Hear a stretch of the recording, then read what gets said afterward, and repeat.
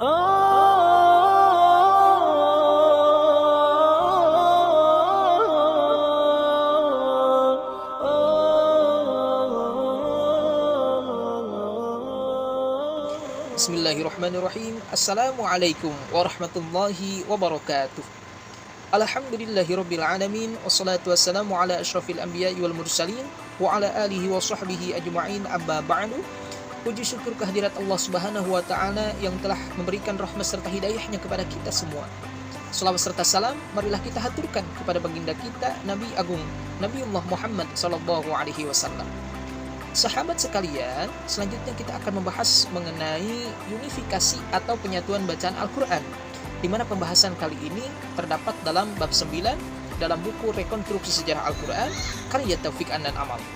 Nah, dalam bab lalu telah dijelaskan bahwasannya salah satu penyebab yang melatar belakangi terjadinya perbedaan-perbedaan bacaan Al-Quran itu disebabkan oleh ketidaksempurnaannya aksara Arab, yakni scriptio defectiva, atau tulisan lama yang tidak memiliki tanda-tanda vokal dan titik-titik diakritis pembeda konsonan berlambang sama yang digunakan ketika itu untuk menyalin teks Al-Quran. Nah, dari sini terdapat penjelasan paling sederhana bahwasannya beberapa riwayat menunjukkan bahwa perbedaan-perbedaan dalam pembacaan Al-Quran itu telah eksis di kalangan sahabat Nabi ketika itu. Karena Al-Quran sendiri diwahyukan atau diturunkan dalam 7 huruf atau biasa kita sebut dengan sab'ah ahruf. Nah, sekarang pertanyaannya, apa yang dimaksud dengan sab'ah ahruf dalam riwayat-riwayat tersebut? Banyak sekali pendapat-pendapat mengenai hal ini. Nah, di sini dapat diartikan bahwa pengertian dari 7 huruf itu sendiri adalah 7 bahasa dialek. Nah, adapun perbedaan pendapat mengenai hal tersebut saya akan menjelaskan diantaranya menurut sejumlah otoritas Syiah, bahwasannya menurut mereka Al-Quran diwahyukan hanya dalam 1 huruf saja, dan adapun perbedaan dalam pembacaan kitab suci itu disebabkan oleh para perawinya. Nah, gagasan ini dipijakkan pada pernyataan Imam Muhammad Al-Baqir dan Imam Ja'far Shadiq.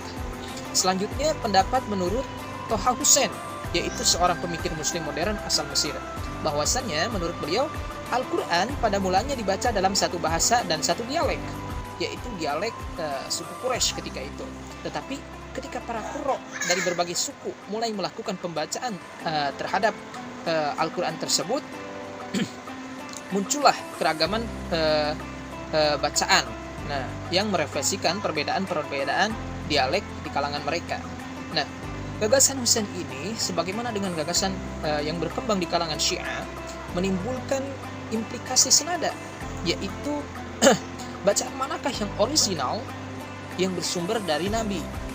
Nah, adapun menurut otoritas Syiah dalam masalah ini adalah bahwa Al-Quran yang sejati akan dibawa kembali oleh Imam Mahdi yang dinantikan kehadirannya. Terlepas dari jawaban tersebut, tentunya hal ini membolehkan seseorang untuk melakukan penyelidikan dalam menetapkan bacaan orisinal Al-Quran, karena memang merupakan suatu pertanyaan yang cukup sulit untuk dijawab.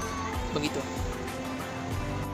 Penelitian-penelitian tentang bacaan Al-Quran ini justru menghasilkan kesimpulan bahwa bahasa yang digunakan kitab suci tersebut merupakan bahasa sastra artifisial atau bahasa buatan yang digunakan oleh seluruh suku di Arabia. Jadi semacam bahasa bangsa atau bahasa pergaulan di suatu tempat di mana terdapat penutur bahasa yang berbeda-beda, tetapi bukan merupakan dialek suku-suku tertentu. Nah, demikian. Kemudian selanjutnya kita kembali ke tema kita, yaitu unifikasi bacaan Al-Quran. Upaya standarisasi teks Al-Quran pada masa Utsman dalam kenyataannya juga mengarah kepada unifikasi atau penyatuan bacaan-bacaan Al-Quran. Nah, di mana upaya Utsman dalam menciptakan keseragaman teks dengan jalan standarisasi dan pemusnahan mushaf-mushaf non-Utsmani ini dilanjutkan oleh Al-Hajjaj ibnu Yusuf Ats-Tsaqafi. Nah, Al-Hajjaj ini memberikan perhatiannya secara sungguh-sungguh terhadap hal ini, seperti tercermin dalam berbagai tindakannya, mulai dari pemusnahan mushaf-mushaf non-Utsmani, penyempurnaan ortografi Al-Quran, pengiriman teks atau salinan-salinan teks Utsmani ke berbagai kota metropolitan Islam ketika itu, sampai kepada upaya memeras keluar qiraah Ibnu Mas'ud dari peredarannya di kalangan kaum muslimin pada masanya. Upaya standarisasi yang dilakukan oleh Utsman ini ataupun pada masa berikutnya oleh Al-Hajjaj bukan berarti tanpa rintangan. Akan tetapi banyak sekali rintangan-rintangan atau gerakan-gerakan yang dihadapi oleh Utsman ataupun Al-Hajjaj ini. Singkat cerita, pada akhirnya kedua gerakan dalam umat Islam ini sama-sama mencapai tujuannya dalam bentuk kompromi. Pada tataran praktis, teks Utsmani berhasil memapankan diri sebagai satu-satunya teks Al-Quran yang disepakati. Sementara dalam teori, bentuk riwayat bacaan non-Utsmani juga diakui keberadaannya sebagai bacaan Al-Quran. Nah, berbagai bentuk kompromi tersebut yang dicapai terlihat tidak bertahan lama. Kecenderungan yang kuat ke arah unifikasi atau penyatuan bacaan Al-Quran semakin mengental dengan penerimaan teks Utsmani sebagai satu-satunya teks Al-Quran pada tataran praksis. Nah, kebebasan dalam pembacaan Al-Quran pada akhirnya melahirkan berbagai upaya untuk menghimpun ragam bacaan yang ditransmisikan dari generasi-generasi sebelumnya. Lalu, siapakah orang yang pertama kali meneliti serta menguji secara kritis jejak dan mata rantai periwayatan? Nah, jawabannya adalah orang yang pertama kali meneliti hal tersebut adalah Harun ibnu Musa, seorang penganut paham Mu'tazilah.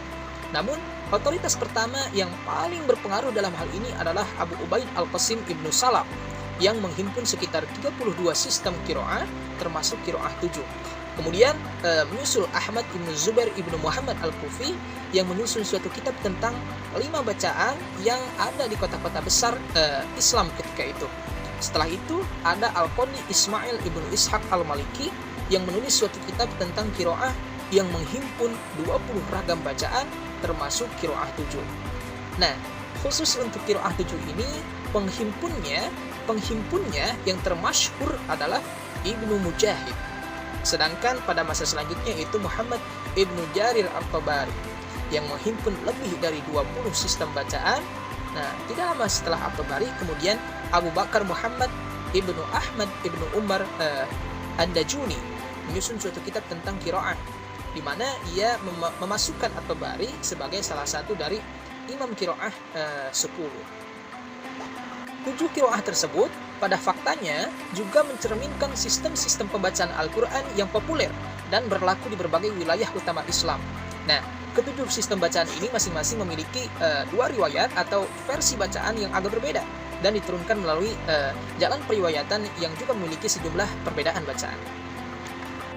Adapun nama-nama qiraah 7 dan para perawinya tersebut adalah yang pertama ada Imam Nafi dengan riwayat Warsh dan Qalun, kemudian yang kedua ada Ibnu Katsir dengan riwayat Al-Bazi dan Qunbul, kemudian yang ketiga ada Ibnu Amir dengan riwayat Hisham dan Ibnu Dakhwan, kemudian yang keempat ada Abu Amr dengan riwayat Ad-Duri dan As-Susi, kemudian yang kelima ada Asim dengan riwayat Hafs dan Syu'bah, kemudian yang keenam ada Hamzah dengan riwayat Khalaf dan Khalad, kemudian yang ketujuh ada Imam Al-Kisai dengan riwayat Ad-Duri atau Hafs dengan Abu Al-Harith. Nah, demikian. Sejumlah otoritas Sunni telah mengklaim bahwa 7 qiraah tadi merupakan qiraah yang mutawatir dalam proses transmisinya, yang merupakan salah satu kriteria penerimaan keabsahan bacaan. Dan dapat dikemukakan di sini bahwa dari sudut pandang mata rantai periwayatan, qiraah Nafi dan Asim terlihat lebih baik kualitasnya dibandingkan dengan qiraah 7 lainnya. Nah, oleh karena itu, qiraah 7 yang digunakan dewasa ini dalam dunia Islam yaitu qiraah Imam Asim riwayat Hafs dan juga qiraah Imam Nafi riwayat Warsh. Kemudian sekalipun diklaim bahwa qiraah 7 ini telah memenuhi kriteria keselarasan dengan kaidah bahasa Arab, tetapi suatu kontroversi yang akut muncul di kalangan otoritas muslim mengenai kekeliruan kebahasaan bacaan-bacaan tersebut. Misalnya Ibnu Jarir at-Tabari yang mempertanyakan mengenai keabsahan bahasa sejumlah bacaan dalam sistem qiraah 7 tersebut. Selanjutnya, lantaran berbagai kelemahan yang ada dalam qiraah 7, hal ini kemudian menyebabkan munculnya reaksi dari berbagai otoritas muslim, sehingga para otoritas muslim ini mulai berbicara tentang 3 qurra setelah yang 7 tadi, yakni qiraah 10 dengan 2 versi riwayat untuk setiap bacaannya, dan juga 4 qiro setelah yang 10 tadi, yakni qiraah 14, sekalipun hanya dengan satu versi riwayat untuk bacaan-bacaan tertentu. Nah, adapun 3 imam setelah yang 7 tadi itu adalah pertama Abu Ja'far Al-Makhzumi Al-Madani yang populer di Madinah. Kemudian yang kedua ada Ya'qub Al-Hadrami yang populer di Basrah. Dan yang ketiga adalah Khalaf Ibnu Hisham Al-Bazzar yang populer di Kufah. Sementara 4 imam setelah yang 10 tadi itu adalah pertama Ibnu Muhaisin dari kota Mekah. Yang kedua ada Abu Muhammad Yahya Ibnu Al-Mubarak dari kota Basrah. Yang ketiga ada Abu Sa'id Al-Hasan Ibnu Yasar dari Basrah juga. Dan yang keempat itu ada Muhammad Sulaiman Ibnu Mihran. Nah, dari berbagai sudut pandang imam qiraah yang berbeda tadi muncul perdebatan sengit yang terjadi di kalangan sarjana muslim dari berbagai mazhab, dari berbagai kecenderungan yang berbeda dalam masyarakat muslim. Nah, namun lantaran dukungan yang kuat dari otoritas politik, akhirnya 7 bacaan yang dihimpun oleh Ibnu Mujahid diakui dan disepakati ortodoksi Islam sebagai bacaan resmi untuk Tectus Receptus Utsmani. Nah, berbagai penyimpangan terhadapnya kemudian diupayakan untuk diperas keluar dari lingkungan umat Islam. Tetapi dalam kenyataannya hanya ada 2 kategori bacaan Al-Quran yang diakui secara umum pada tataran praksis, yaitu bacaan kanonik atau mutawatir yang menunjuk kepada qiraah 7 dan bacaan non-kanonik atau saz yang merujuk kepada bacaan-bacaan di luar qiraah 7 tadi. Dapat dikatakan bahwa eliminasi berbagai bentuk penyimpangan terhadap mushaf Utsmani ini hanya merupakan salah satu dari proses-proses besar ke arah unifikasi teks dan bacaan Al-Quran. Nah, adapun faktor yang mempengaruhi proses tersebut adalah prinsip mayoritas atau ijma atau kecenderungan umum yang berkonvergensi dalam perkembangan Islam. Nah, uraian-uraian sejauh ini memperlihatkan bahwa proses unifikasi bacaan Al-Quran berlangsung dalam 2 etap. Pertama, unifikasi bacaan dalam suatu wilayah, dan yang kedua, unifikasi bacaan antara wilayah-wilayah. Nah, kedua proses ini ditempuh melalui apa yang secara teknis disebut sebagai ikhtiar yang berorientasi kepada prinsip mayoritas. Dengan demikian, dapat disimpulkan bahwa proses unifikasi atau penyatuan teks dan bacaan Al-Quran yang dimotori oleh Khalifah Utsman bin Affan ini mencapai kemajuannya pada penghujung abad ke-3 Hijriah atau 9 Masehi dengan selesainya penyempurnaan aksara Arab yang digunakan untuk menyalin Al-Quran. Dan pada permulaan abad ke-4 Hijriah atau 10 Masehi dengan penerimaan ortodoksi atas 7 bacaan yang dihimpun oleh Ibnu Mujahid baru mencapai titik kulminasi dengan dipublikasikannya Al-Quran edisi standar Mesir pada tahun 1923 Masehi. Nah, edisi Mesir ini seperti terlihat telah berhasil menciptakan keseragaman yang hampir bersifat absolut dalam teks dan bacaan Al-Quran. Nah, mungkin demikian yang dapat saya sampaikan pada kesempatan kali ini. Kurang dan kurangnya mohon maaf. Wassalamualaikum warahmatullahi wabarakatuh.